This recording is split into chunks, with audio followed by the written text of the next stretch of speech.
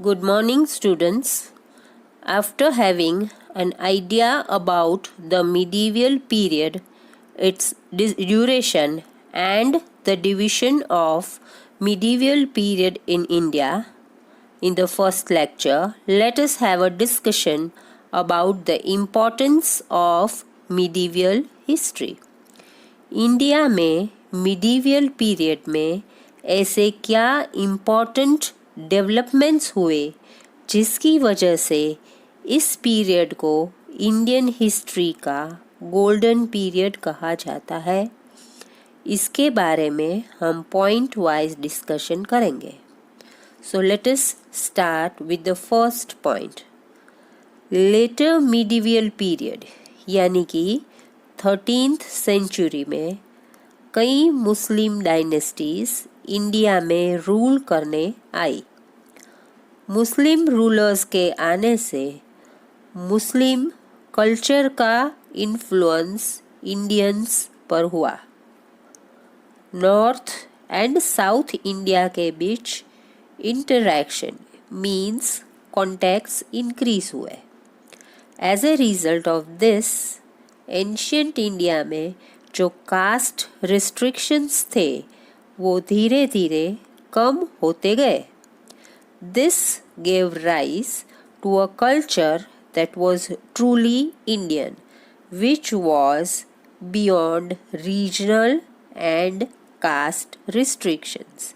यानी जो रीजनल और कास्ट रिस्ट्रिक्शंस इंडियन लोगों में देखे जाते थे वो मुस्लिम डायनेस्टीज के रूलर्स आने से कम हो गए.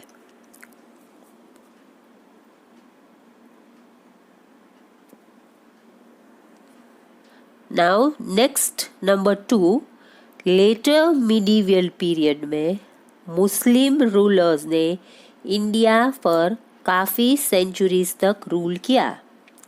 This period provided political stability for many centuries in India.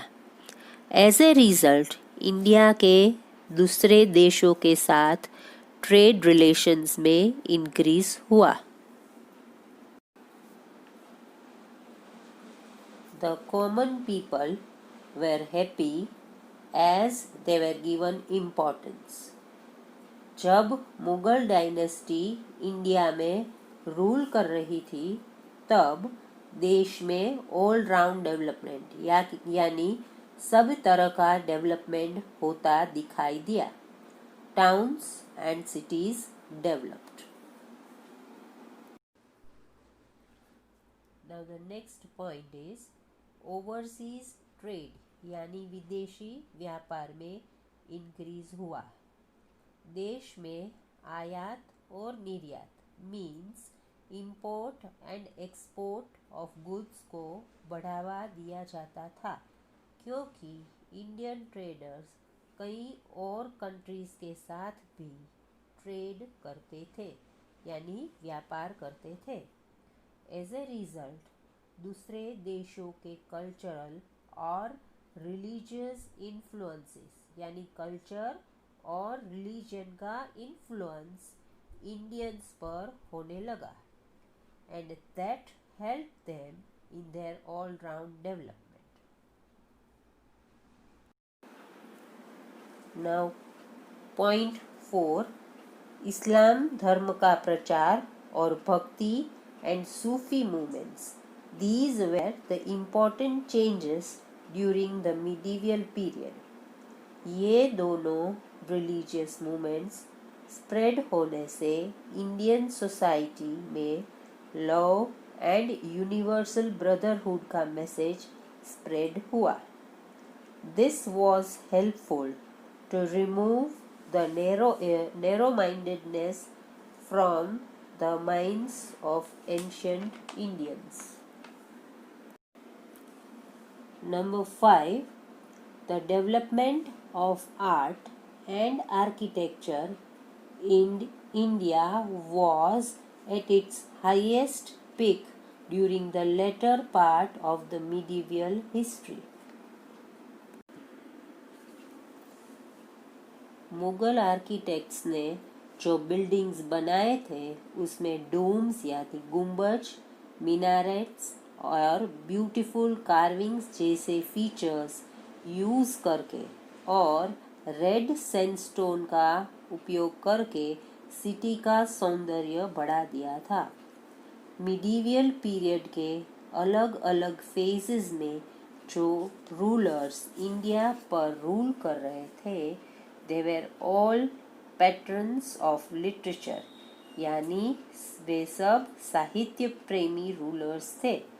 So they gave importance and encouragement to writers and poets during their rule.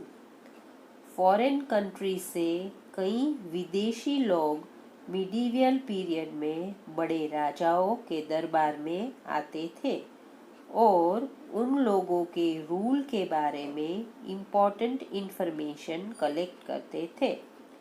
All these development during the medieval period in India provided rich sources for the historians to write the history of medieval India.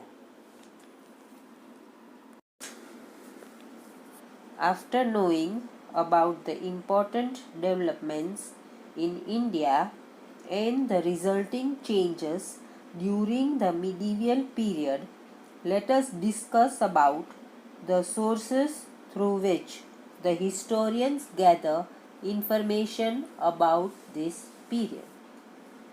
There are two main sources of medieval history: A. Archaeological sources and B. Literary sources, यानी written material. Historians को जो medieval period के documents यानी दस्तावेज written records के form में मिले, that were useful for them to know about the administration, यानी कि उस समय का शासन and military activities of different rulers during that time. Medieval period में कंस्ट्रक्ट किए गए बिल्डिंग्स और मॉन्यूमेंट्स यानी कि स्मारक आज भी हमारे देश को सजाते हैं और देश विदेश के टूरिस्ट को अट्रैक्ट करते हैं।